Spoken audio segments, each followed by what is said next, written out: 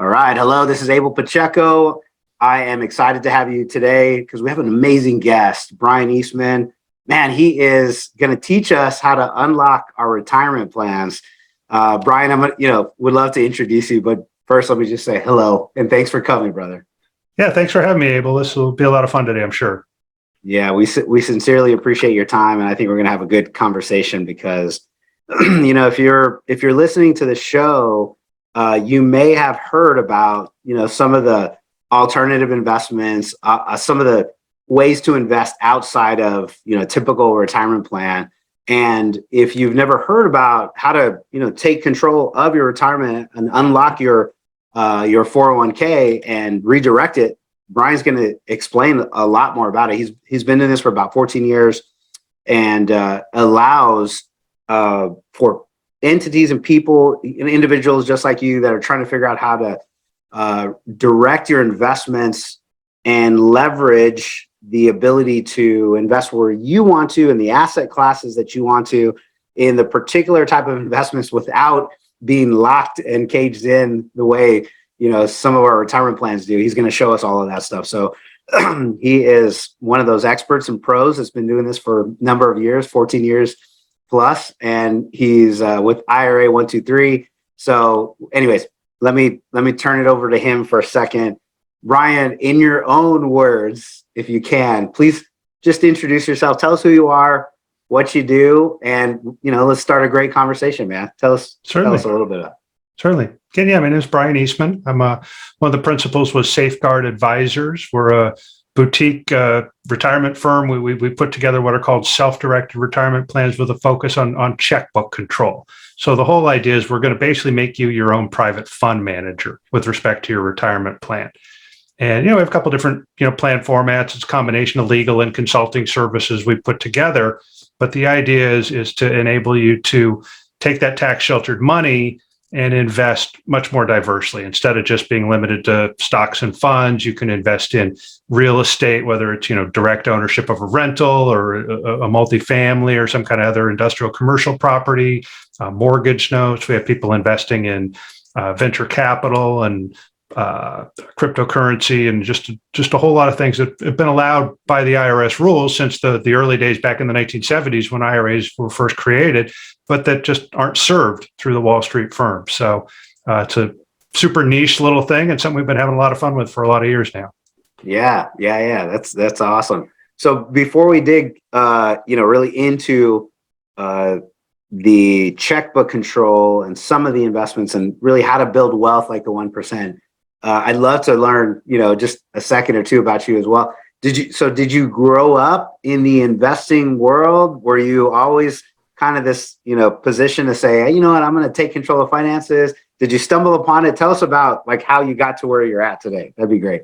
It's a completely roundabout, indirect route. I mean, I grew up in suburban Los Angeles. My dad was a district attorney. My mom was a school teacher. So no, they were government employees. They had their government pensions. That was that. We didn't talk a lot of finance. It just wasn't part of the equation. I was thinking I was going to go into law until I sat down in the room with all the people taking the LSAT in San Francisco in the late 80s and said, man, these are a bunch of people I don't want to be at school with for the next 3 years, much less practice a career. Sorry to any of our attorney friends, but that was the vibe I got in that room, let me tell you. So I've just been an entrepreneur and out doing a lot of different things since. I've been all over the map in automotive, wholesaling, parts and software design and whatnot. And what sort of triggered this direction is in the early 2000s. I was working with a small software company, really enjoyed it. I was like employee number 7, and they got acquired twice in the same year and went from 50 people to 400 people. And I went from top of the food chain to just sort of off in the sidelines, middle of the stack. And I could just see the writing on the wall that it wasn't going to be that much fun. So I actually went out and just sort of became a gentleman contractor for a while. I went out and flipped houses for 3-4 years, really got into real estate and learning that myself. Did a couple of really good deals, did some flips, did some little small, flip a house and subdivide the lot and sell it off to a builder, a few things like that, did a little bit of private lending and just really learned that industry, which was all great until 2008, when I could buy all the houses I wanted, but nobody could get a loan to buy them from me. Right. Yeah. And that's when I stumbled into this business. I'd heard a little bit about self-directed IRAs. I'd actually set up an account with a custodian and was thinking I might do some private lending with the money I had. I actually lucked out. I was in the process of doing all that and sitting in cash in the summer of 2007 when things tanked. Mm-hmm. So that was not planned, but entirely fortunate. And learned about it, and then found it limiting, trying to work with a third-party processor and everything, and stumbled into a gentleman who originally founded Safeguard, a gentleman named Robert, and really liked what he was doing. We hooked up. He was this was real early in this business. It was still sort of proof of concept.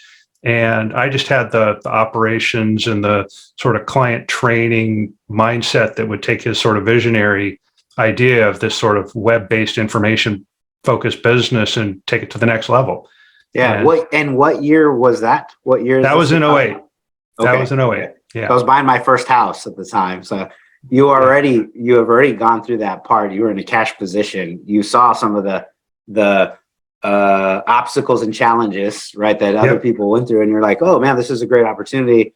Also around that time, it's like, man, the web is internet coming online, iPhones coming out, social media, et cetera, is just launching. So that makes a lot of sense. Okay. Sure. Yeah. And so you were working with the company first, and then, man, how did you become one of the owners as entrepreneurs? Because there's a lot of us that are listening and watching right now. Man, how did you make that shift? It was just, it was just a couple of us, and I obviously really drove, taking it from just sort of an idea and a little bit of from some framework into a real business. And then Robert, who'd started it, he was older, and he was done with a regular day-to-day. He actually sort of retired and moved. We were in Portland, Oregon at the time, and he moved to Texas. And he needed to take care of his mom, and he actually just sort of became a real estate developer. And it was an opportunity to take over the business, and my partner and I did that. And we actually was 2017 migrated from Portland to Denver, wanted to be more in the middle of the country. We work with clients all across the country and always sort of felt 3 hours behind. So wanted to had to stay close to the mountains still, needed that. So that was as far east as we could go, but we're liking it. We like Denver. Well, good. Well, before we talk about, investment strategies and, how to build wealth, one of the things that I already heard, right, is, and you took a leap yourself. You took the risk to go build something. You said, hey, man, this is a great idea. Let's build a framework around it. So for those people that are they're not even this far along, we're trying to talk about the wealth creation strategies. I mean, one of the first ones is risk. Like, you have to be comfortable with risk. So maybe give us a couple of maybe thoughts on that. Like, hey, what were some of the risks that you had to take, or anybody has to take, rather, to make an investment? And and any insight you have to give somebody to say, yeah, it's time to take a leap. Time to take a leap. Sure. Well, I'll tell you, a lot of it was being given a swift kick in the backside by corporate America. I was smart enough and saw the writing on the wall that I just didn't have the kind of future I was looking for where I was at. I wasn't like a hardcore technology director level person. I was pretty high up, but I was more on the operations side and planning and whatnot. And I could just see, I was in my early 40s, and I could see, I'm going to be obsolete. And I'm going to be expensive, and they're going to go hire some young kid who doesn't have 1/10 of the knowledge that I've accumulated. But so what? They're 30% cheaper. So I saw that writing on the wall. So that incentivized me to go do something different. You got the incentive. Yeah. And I guess, I could have gone and looked for something else in software development, but I've been hearing about real estate. I knew a few people who were involved in it. It was a pretty hot time in real estate in 04, 05. I'll be honest, on my first flip, should have taken me 3 weeks, took me 15, and I made an extra 10 grand by taking that long because properties were appreciating so fast. It was awesome. Crazy. That didn't happen all the time, but that was a nice first starter. So it was just sort of facts pushed me that way. I've always been able to consume lots of information and synthesize it to its essentials. And so looking and creating a business plan and shifting focus and whatnot it was challenging, but it was something I was pretty comfortable doing. And And then same thing moving into this business, that it aligned well with my skill set and I enjoyed it. So that was a pretty shift. Well, good deal. Well, if to extract the nugget that I heard, a couple of them, and if you're listening, right, it's, man, I heard real estate a couple of times with Brian. What he also mentioned was being able to synthesize that data down to the actual point. And, whether he said it or not, it required action on Brian's part. Like, he had to act, he took advantage of. And, around that time, 07, 08, turmoil. So there's another time, 2021, 22 is like, oh, hey, we're right here. It's like, oh man, that's a turmoil time. You got to be able to, synthesize the data, figure out the best framework, take action, implement. And anyways, thank you very much, Ryan, just for letting us in your personal world as well. Sure. So our show, right, we're really focusing on how to build wealth like the 1%. There's certain strategies, there's mindsets, there's paradigms. There are things that the wealthy know they've learned, they're implementing, or they hire somebody else to implement for them. In either case, they're making moves that a lot of others that aren't in that position, that, they're making those moves, right? So talk to us a little bit about your client base, just so we have a big holistic view. Who actually comes to your company to get served? Who are they? What type of individuals, what type of professions do they have? Whether it's generalities or certain themes, any and all insight to this, so we can learn from what you see. Yeah, you got 5 hours, right? But yeah. No, I mean, it's kind of all over the map, and it's kind of not. We'll get, for the most part, in order to take advantage of a self-directed IRA, you got to be a little bit older. You have to have had some time in a career, some time accumulating some retirement funds that you can then pick up and move.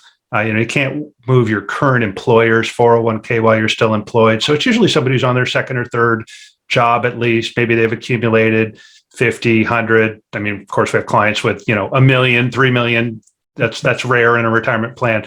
But most folks have, between 100 and a half million in accumulated retirement savings. They may not be wanting to put all of that towards non-traditional assets, but that's sort of where they're at. So typically it's somebody, maybe mid 40s and up. We see some exceptions to that.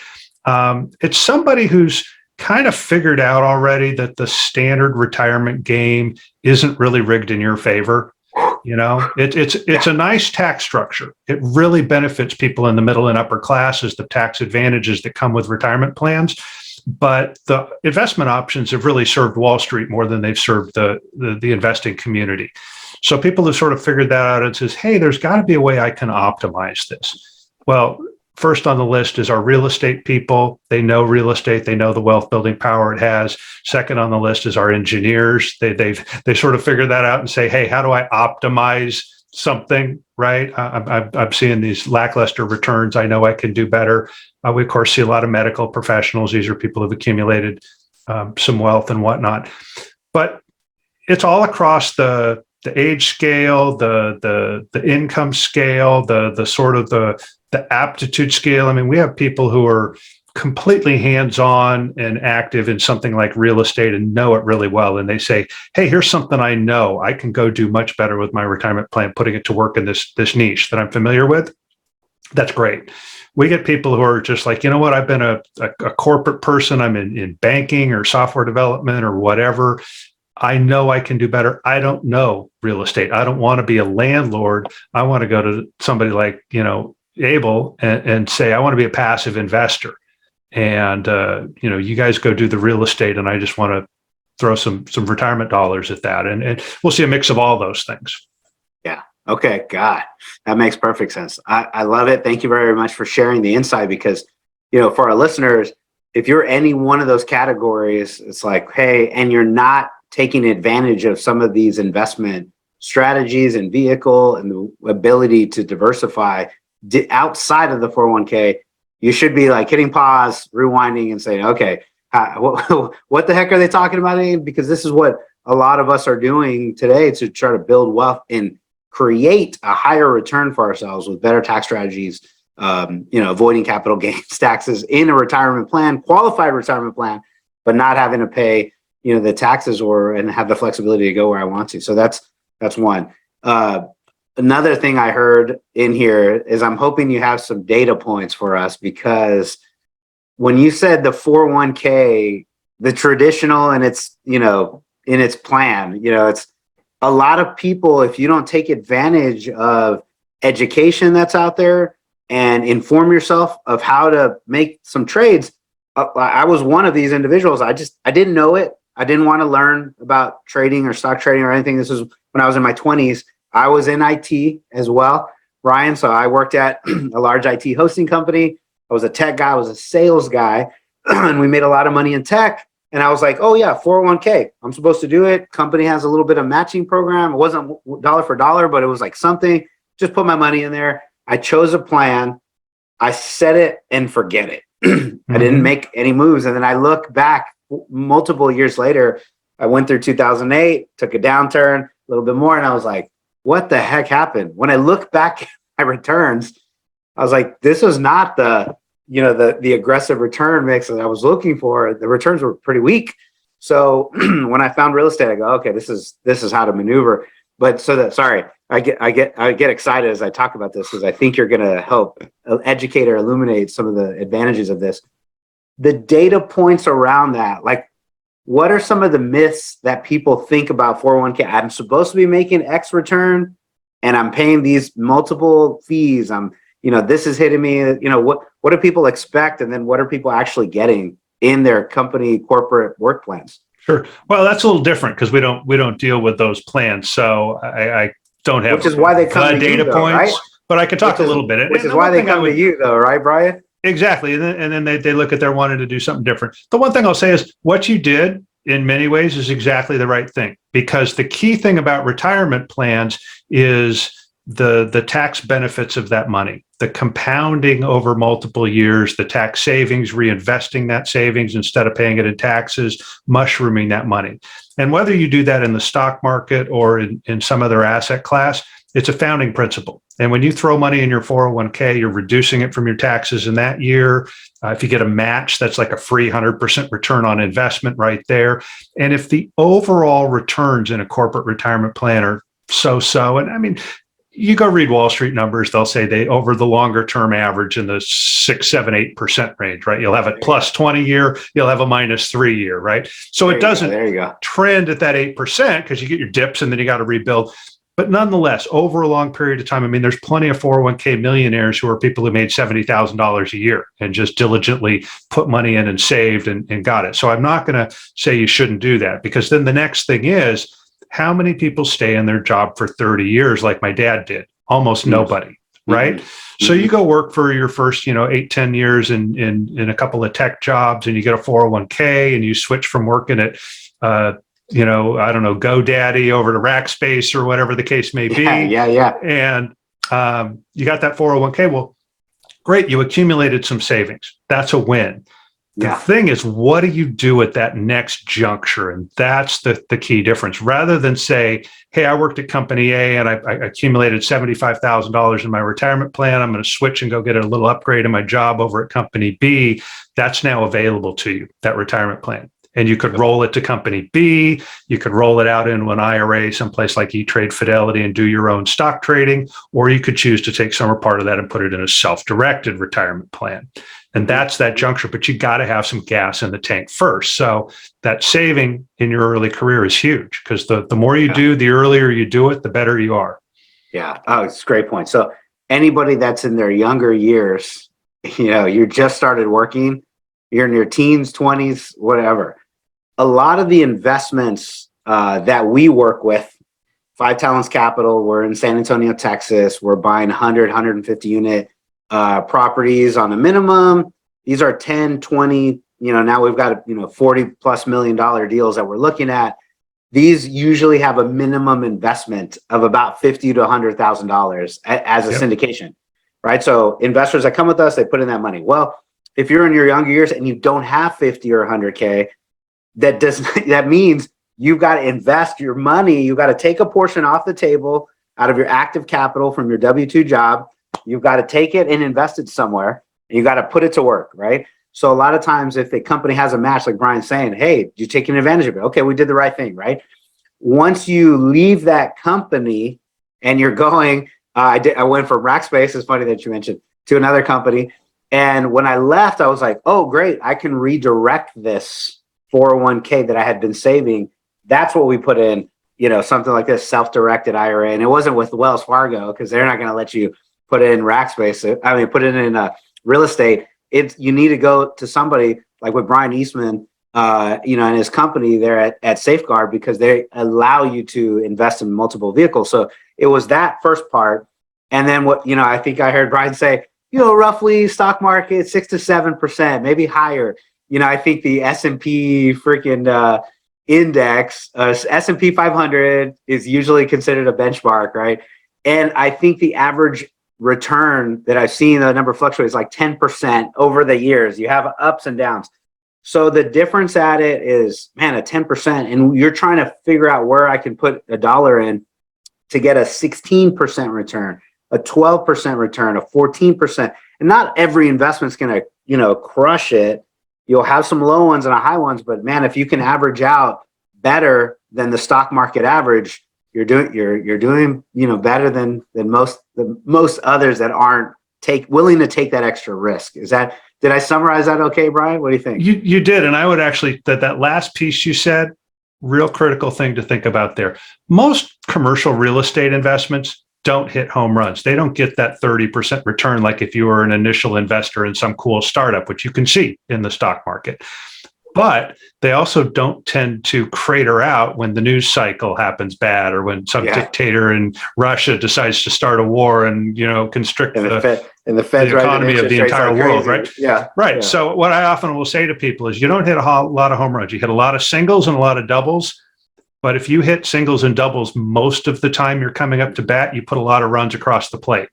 Yeah. As opposed to striking out every once in a while on a bad bet.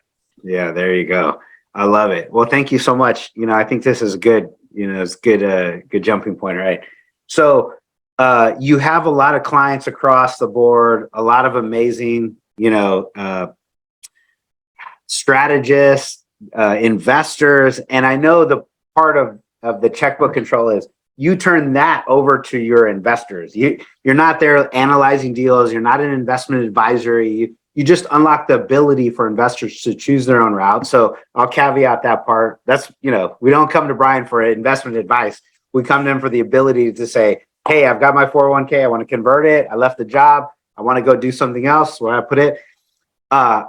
However, I'm sure you see a lot of themes across maybe the biggest accounts, your biggest clients. Maybe any insight you can filter to us to say, hey, you know what? Some of our biggest clients, they're doing ABC, XYZ. I see them over and over and over again. So we're trying to talk about how the wealthy build their 1%. So any insight you can give, that'd be amazing. Sure. Well, I want to shortcut that real quick with something you just said, which is great. Yeah. As far as what we do, we're building a tool to give our investors full control over their funds. And then more importantly, we're their user's manual. We tell you what you can and can't do with respect to IRS rules and the types of investments are allowed. And I'm sure we'll come back to that a little later in the point, but the way you framed that, I thought was great. So that's what we do. So yeah, you're your own fund manager. You're picking your own investments. We're here to help you make sure, your investments aren't going to break any IRS rules. What I would say to answer your question is it's not so much that one thing that people are investing in, although there's a couple of things I'll bring up. It's people are investing in what they know best. And that's different for different people.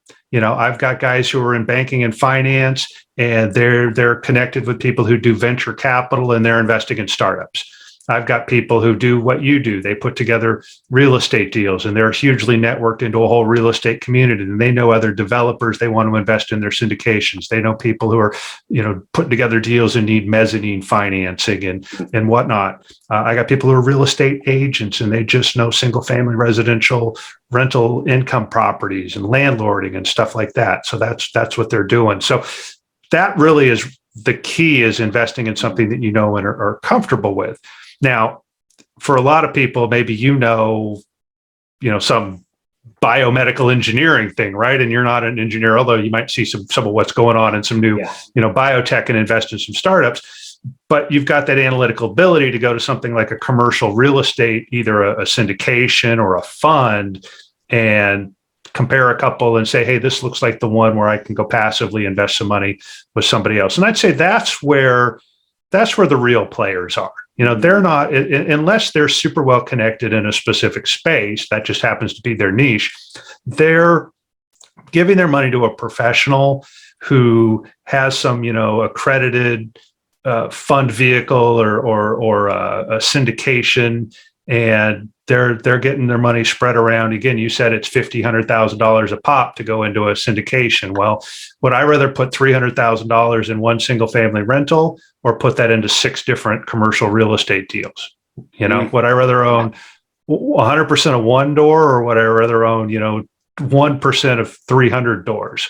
They're different profiles, and they do good. And right now, frankly, the multifamily, the industrial warehousing, the distribution center space, the medical lab space, those are huge markets that a lot of people are throwing money towards. Man, I love all that mindset.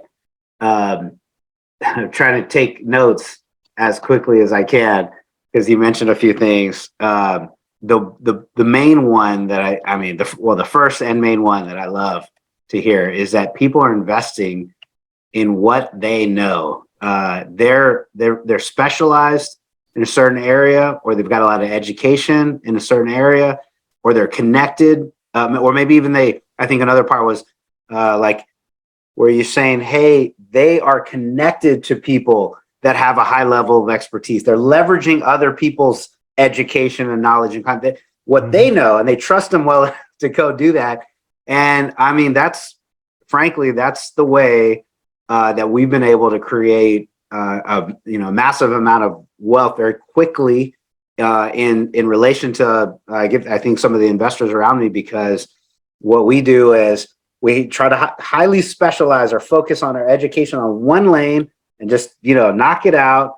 And there are things that there's experts around us, contractors, rehab, renovation, all this real estate stuff that they've got 30 years of experience. And I don't. I've done single family for 10, 12 years, and I've done commercial real estate for a few years. But frankly, I'm relying on somebody else who has like 30 years of experience in syndication law, 30 years of experience in commercial real estate, in property management, asset management, all this stuff. And that's just, I leverage the education and the expertise and people around me, and that's how I've been able to go on fire. And I like for the fund model, which is really slick. Right. I may not know anything about biomedical engineering, but if I know that that's the next space, or cannabis, or whatever the space is, and there's someone else who's got their 10,000 hours in that area, and they're starting a 506c fund. I think Brian Eastman said, hey, they're accredited, that you can put some money, and now they're spreading that investment across multiple lanes. And I have 50 or 100K, and it's, I'm making an average off of all of them. Man, that more power to you. And those are some of the things, like you said, you give investors a vehicle in which to do that, where they maybe not have had before, right? Exactly. Okay, that's awesome, man. So I got a couple of those things, and then I think in this model, I think it's this idea. We're doing a diversification, South Texas diversification fund right now, for accredited investors. And essentially it's, I know we're going to do well on a deal. We're leveraging all the experts, but ultimately I have some investors that want to diversify in commercial real estate, but not be all over the board or have to manage like 10 different investments. They'll put 100, 200 grand in our fund, and then they're invested in every single one of our deals. So they like this diversification kind of fund model, especially where we're going. So that makes sense. Do you have a good amount of crypto investors, blockchain investors as well? We do. They're probably a little nervous this week, but no, we've seen a lot of that. I mean, going all the way back to, I think the first time we ran into it was back in about 2014, and we had to say, what is this, and learn about it and get our tax attorneys engaged and figure it out. It didn't really hit the ground until 17. And fortunately, we were kind of ready. We knew the lay of the land. I'm a crypto investor myself, mostly because I had to know how it works. Right. I've always sort of looked at it as, well, it's a little bit of a casino. I see the technology potential. I see the promise. I also see the the issues. And so I wouldn't put any money in it that I couldn't afford to lose.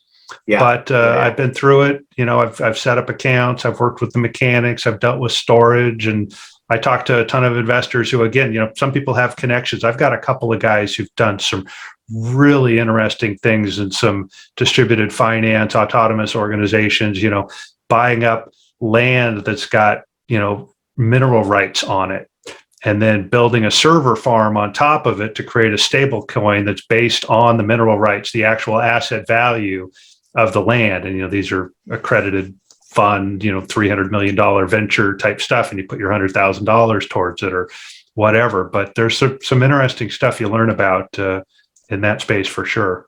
Yeah. We were, coming from tech, like our friends are like, oh, you're investing in blockchain and Bitcoin and all. So since 2016, 2017, we put a little bit in there, but it's always been it's been like a small portion. It's never been a big foundational like commercial real estate, but have my sliver, my small percentage of all of our holdings.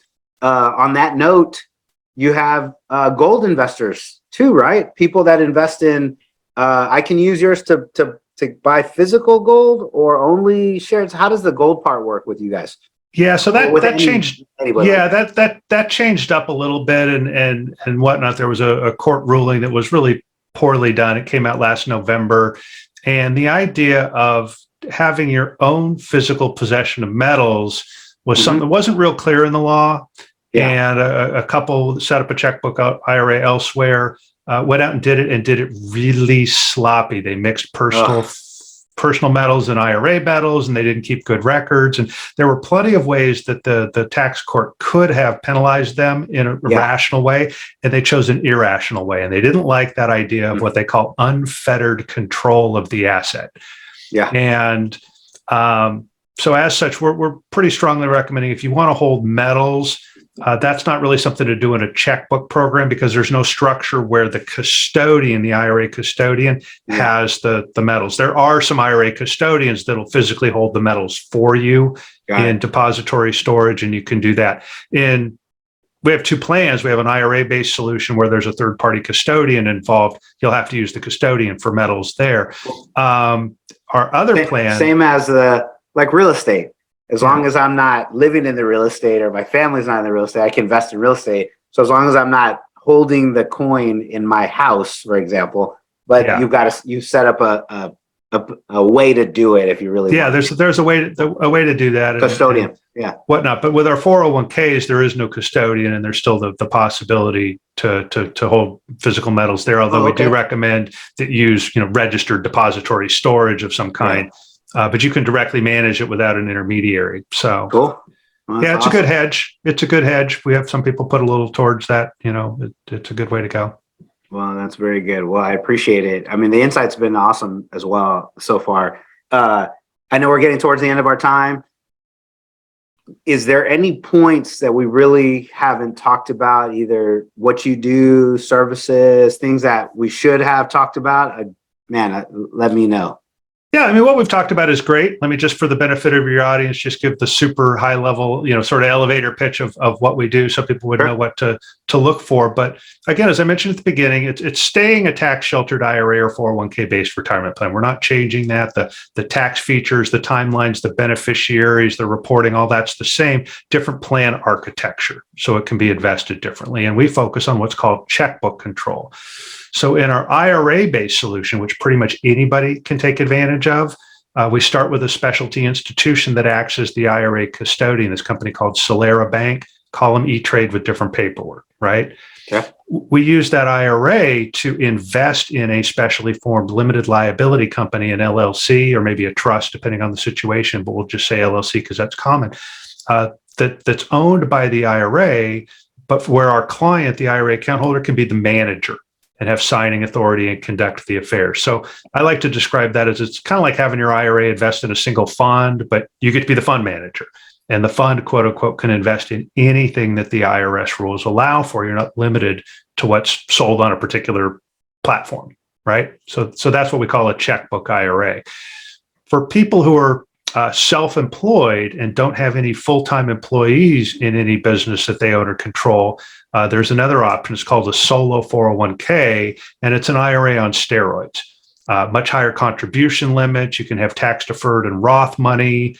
You can have both like a husband and wife if they both work in a business or have their own separate businesses in one plan instead of two. So there are just some really nice plan side advantages in the structure.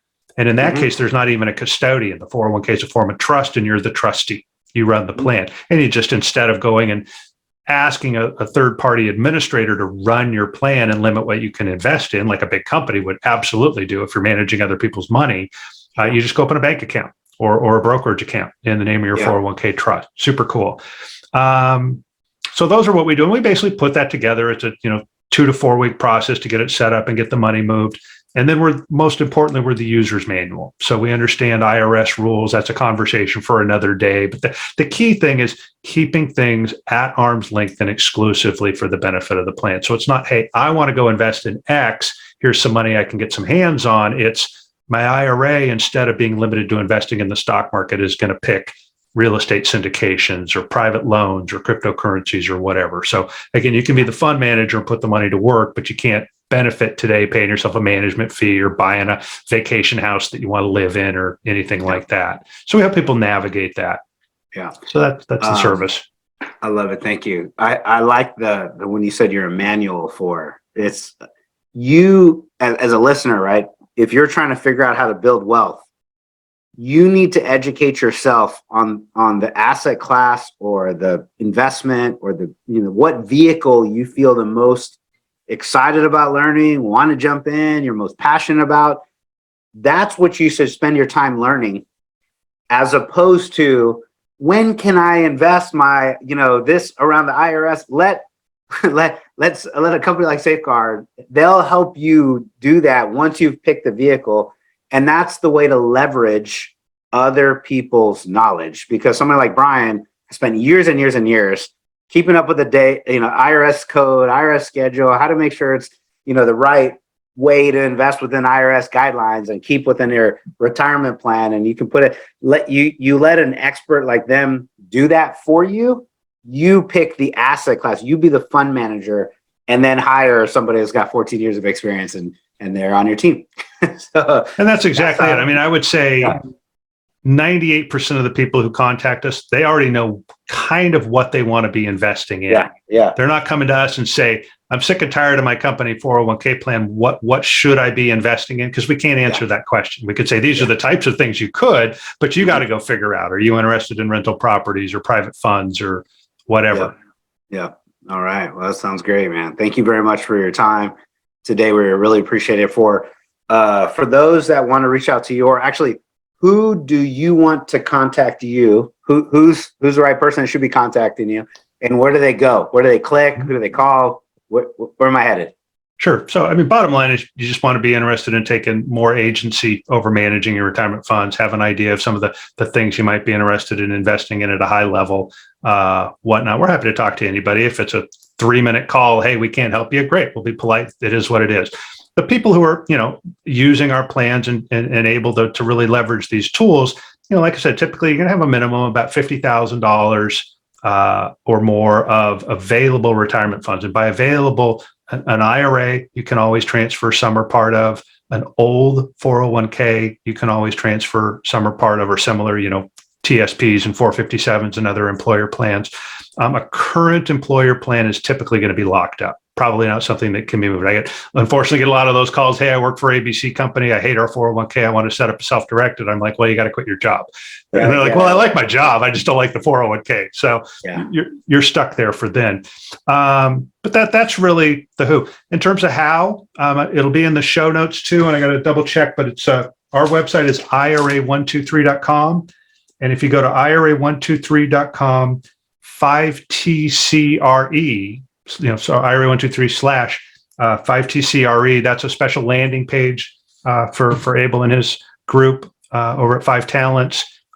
Just a little bit of information, usually we like to schedule a first call. They typically run 20, 30 minutes to really sort of sort out what somebody's doing and get them some good info and talk about which plan's going to fit them and walk them through the details.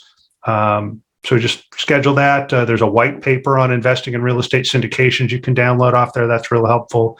So that's the best way to get in touch.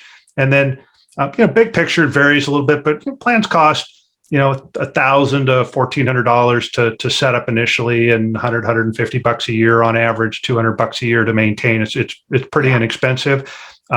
Details will vary based on the plan format and location, things like that. But there's a $100 discount off the initial relationship fee on folks coming in through the Five Talents link. Drop in the bucket compared to how many fees are in our regular trading accounts and the locked version of our work accounts. Yeah. It's crazy. Oh, most company 401ks, I mean, they're good at hiding it, but you're paying between 3/4 and 2% of your total account value per year in fees. Holy moly! What's the percentage? Say that again. Between 3/4 and 2% of your total plan value is pretty common in a company 401k. A year. Yeah, so it's so like if you got $300,000, compounding interest is basically exactly. It's crazy. I think if you did the math on that, I mean, that's like you might as well have paid for a house or something. I don't know. Just about. I mean, especially if you do that for 30 years. Mm-hmm. I mean, that's Wall Street makes money. Don't get me wrong. Yeah. There we go. Well, time to move from Wall Street. Let's go. If you're listening, it's the way to do it. You got to figure out how to make some moves, take a little bit of risk, educate yourself on the vehicles that you want to get into, and then, reach out to a pro like Brian. All right. Well, I appreciate it. Thanks a lot for joining the show. This is Abel Pacheco, your host for the Five Talents podcast, How to Build Wealth Like the 1%. We look forward to helping you learn a little bit more on our next show. Brian, thank you. Absolutely. It was a pleasure.